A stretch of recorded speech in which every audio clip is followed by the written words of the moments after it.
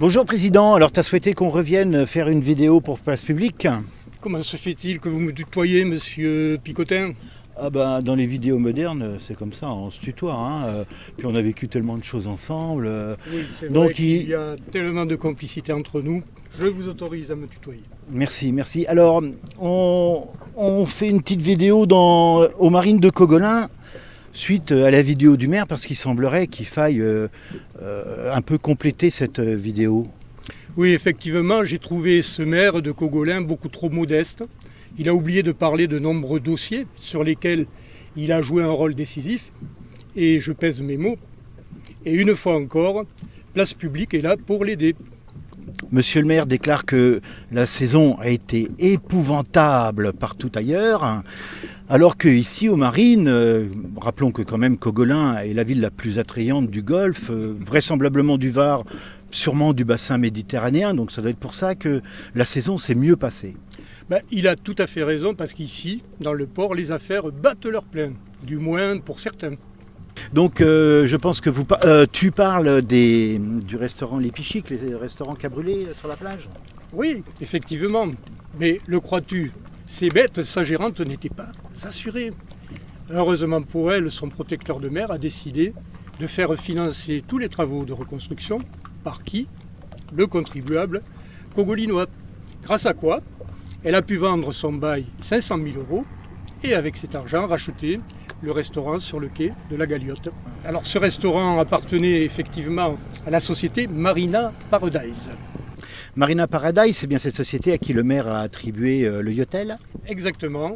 Et en plus, cette société emploie le mari de l'ancienne gérante du restaurant du lot numéro 2 qui est parti en fumée.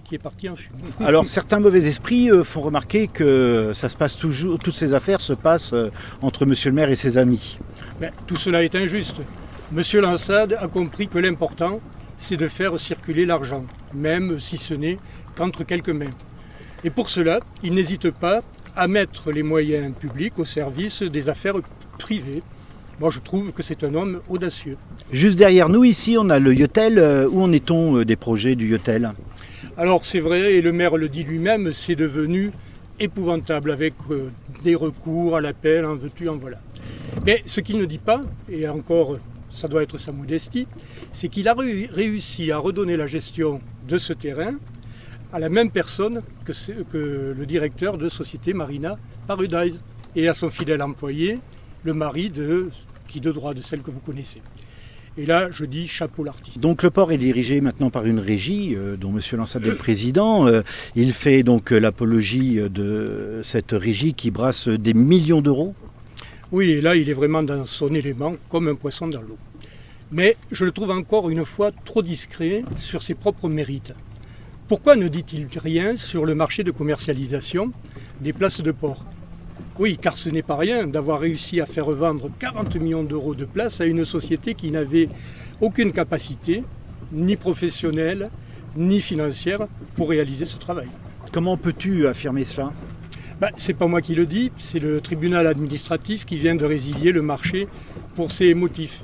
Et les juges ont même écrit que la régie, en attribuant ce marché, n'avait pas respecté les règles de publicité et de mise en concurrence. Et donc là, je trouve M. Lansade très très fort. Il a réussi à faire aller 3 à 4 millions d'euros dans les poches de cette société qui n'était qu'un marchand de fripes. Qu'on le voit bien avec M. Lansade, ce port est devenu prestigieux. Certes, il reste à taille humaine, mais il est très prestigieux.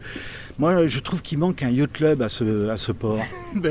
Voilà, c'est comblé, le manque est comblé. Et là, comme le dit si bien le maire, ce yacht club a toujours existé sans jamais exister. Ce qui est quand même une prouesse sémantique. Mais là où il est encore très, très modeste, il ne dit pas que ce yacht club il est financé uniquement par l'emprunt.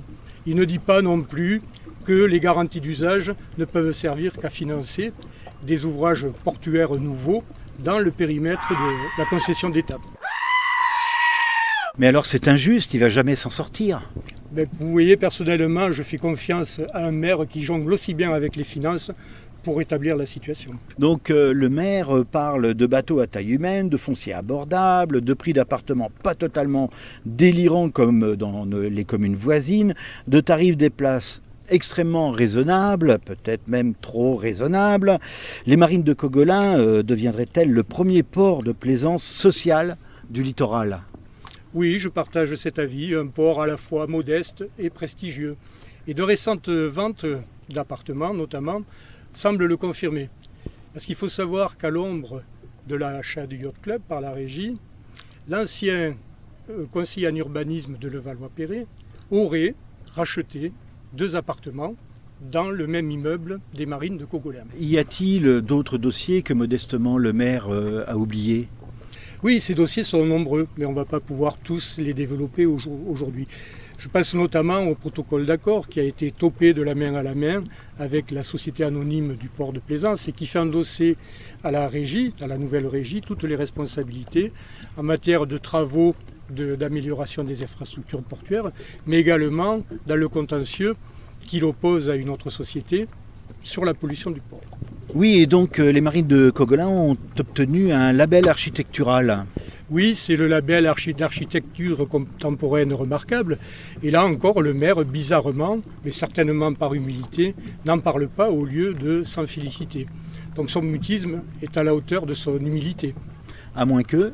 Bon, c'est possible que ça le gêne un petit peu dans ses projets de rénovation à la Provençale.